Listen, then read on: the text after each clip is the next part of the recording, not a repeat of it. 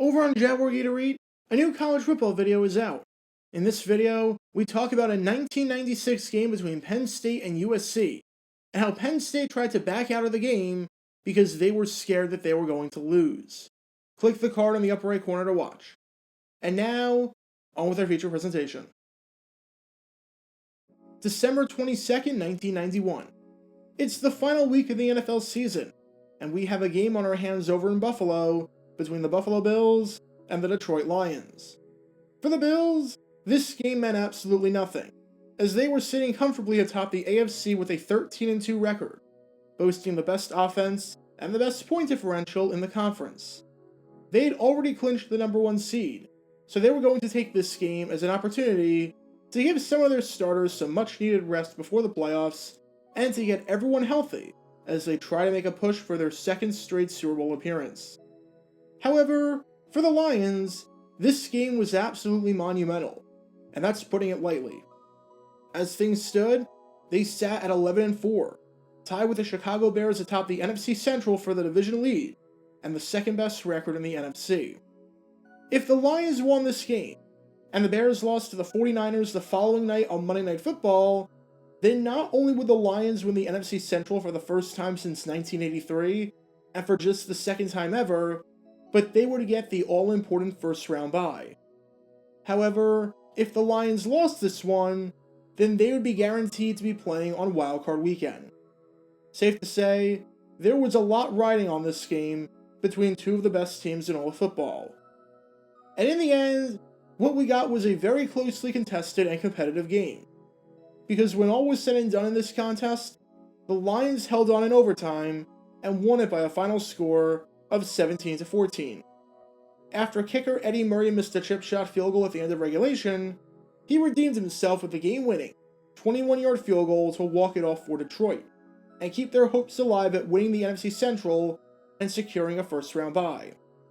Barry Sanders had another typical Barry Sanders day at the office, running for over 100 yards and a touchdown, while also managing to pick up 161 yards from scrimmage. Detroit's defense played well in securing the victory, holding the Bills to just 3 for 13 on 3rd and 4th down, and picking up 4 sacks along the way. And even though it was not an easy win by any means, and even though it was a bit tougher than the Lions would have liked, especially since they were shut out in the first 3 quarters of the contest, they showed great resiliency in going on the road to play one of the best teams in football, even if they were a bit short-handed, and winning the game. But while there was considerable drama on the field, we're not really here to focus on that today, because the real drama of this game was taking place off the field, because it was somewhat of a minor miracle that anyone got to see this game in the first place. Seriously. The CBS production truck was having an absolute crisis in the build-up to this game, to the point where just 5 minutes before kickoff, it was more likely than not that every single CBS station that had this game on their schedule would have to call an audible and show something else, because there was no way that this game was going to be televised. The production for this Bills-Lions game was marred by absolute chaos, and a mad scramble behind the scenes just to get the game on the airwaves in the first place. And in what was the final week of the season, we truly saved the best for last. Because this is the crazy story behind what might just be, considering all of the circumstances behind it, the craziest broadcasting drama of the entire 1991 NFL season. For the 1 o'clock slate of games for CBS on this final Sunday of the regular season, the plan was relatively simple when it came to the distribution of the games. About 80% of the country would be getting the battle down in Texas Stadium between the Dallas Cowboys and the Atlanta Falcons, where the Falcons could officially clinch the NFC West with a win, while the other 20% or so of the country would be getting this Bills-Lions game. Simple, straightforward, not messy in the slightest bit, and not anything out of the ordinary that CBS hadn't done or hadn't attempted before. However, when the NFL Today came on the air that day, you might have noticed something bizarre. Despite the stakes at hand, despite the fact that a fair amount of the country was getting the game, and despite the fact that CBS was airing the game, Not once during the entire pregame show did they cut to Buffalo to show a live shot of the players warming up for this game. The only shots they cut to from their games were shots of the Falcons-Cowboys game. Take a listen to what Greg Gumbel said about the upcoming games. Atlanta's won 5 in a row, Cowboys have won 4 in a row, Detroit and Buffalo coming up too. For most of you, those games are next. We will see you back here at halftime with scores and highlights. No cutaway shots of Buffalo, no further mention, nothing. And that was because, well, they couldn't exactly cut to Buffalo. Because at the time that Gumbel said that comment, CBS didn't even know if they were going to be physically able to broadcast the game. When the crew got to the production truck a few hours before the game, everything was running swimmingly, and this felt like it was going to be a perfectly smooth, run-of-the-mill broadcast. And then, at 10:45 a.m., just about 2 hours before kickoff, the first disaster struck. Because at that moment, a small electrical fire took out the primary power unit in the production truck. Well, that stinks, and that's going to be a problem. However, this is CBS that we're talking about, as in an organization that paid hundreds of millions of dollars for the rights to the NFL. They had fail systems in place. Small power outages like that happen, and Dave Lizecco, the field technical manager for this telecast, was able to get an emergency bypass switch up and running, fixing the problem. Sure, it wasn't the main power unit, but it was going to work just fine. And for about 85 minutes, from 10:45 until 12:10, there was no problem whatsoever with the truck using this emergency backup system. But then, at 12:10, not even 1 hour before kickoff, the unthinkable and absolutely disastrous happened. Because at that point, the emergency system burned out. Not only did the original system fail, but the backup system failed. This meant that the audio lines, video lines, and phone lines for the coverage of the game were completely busted. And at this point, it was time to panic, because there was no backup to the backup. That was it. That was the last line of defense. Long story short, CBS was completely and utterly screwed. They were about to go on the air in less than an hour, and they did not have any ability to televise this game.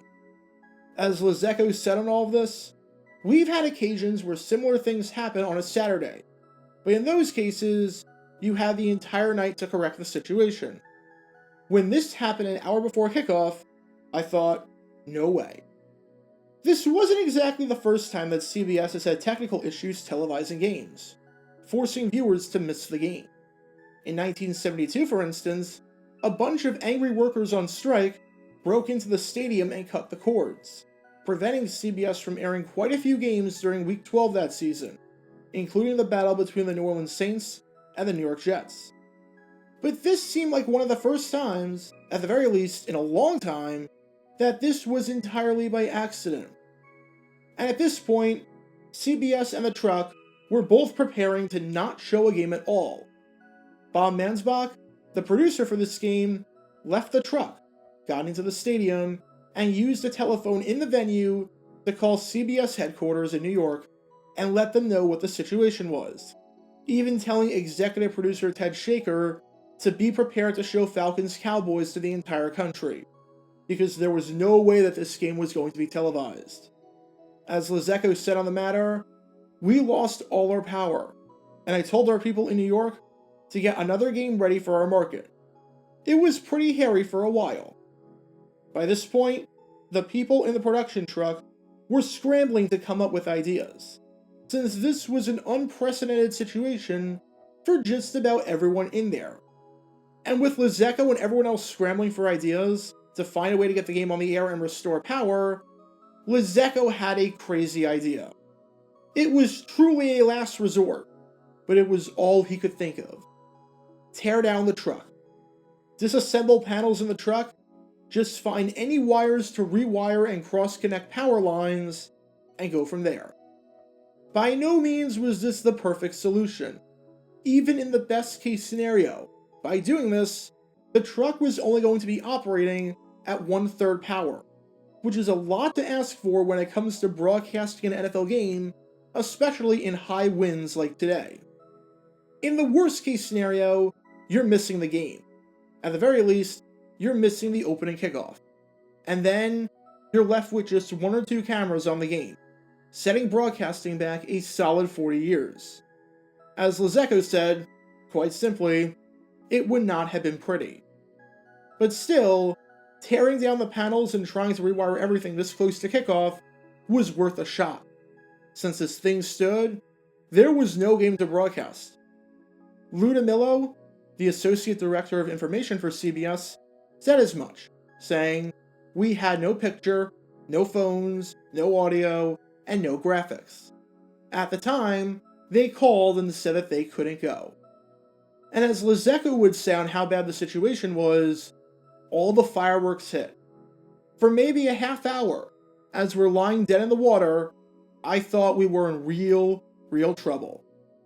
With that, while CBS was scrambling behind the scenes, even so much as sending in another production unit from the Buffalo affiliate to try and help fix the problem, or at the very least, speed up this process to try and bring power and connection back, Lizecko and his crew were hard at work, knowing that time was their greatest enemy at this point. They truly were up against the clock, in a race to beat the opening kickoff and show the game in its entirety.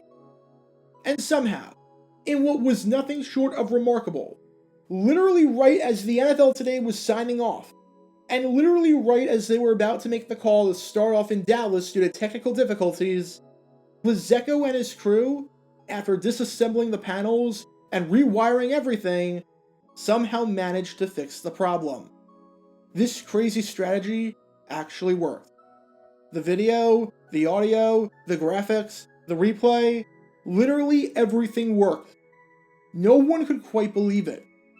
Lizecko was in mild disbelief, as was Ted Shaker, the executive producer, who said on all of this, "I've never seen anything like this before. It was miraculous."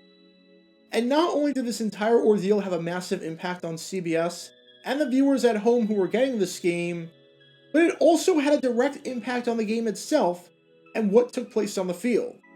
Because of Lizecko's work, the actual gameplay was impacted. What do I mean by that? Well, back in 1991, instant replay was still a thing, where officials could go back and take a look at any close calls. The replay system was kind of a disaster back then, and if you want to learn more about why that was the case, click the card in the upper right corner. However, it was there if necessary. The only problem? Rich Stadium did not have in-stadium replay. This meant that the only way for anything to get overturned was if the CBS broadcast footage showed something.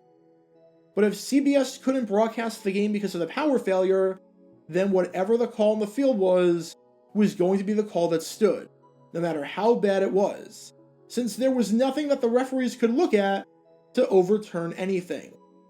And this came in handy big time in the first quarter, when on their opening drive of the game, Lions quarterback Eric Kramer, on 4th and goal, looked on first glance like he got into the end zone with a quarterback keeper, giving the Lions the first points of the game and an early 7-0 lead pending the extra point.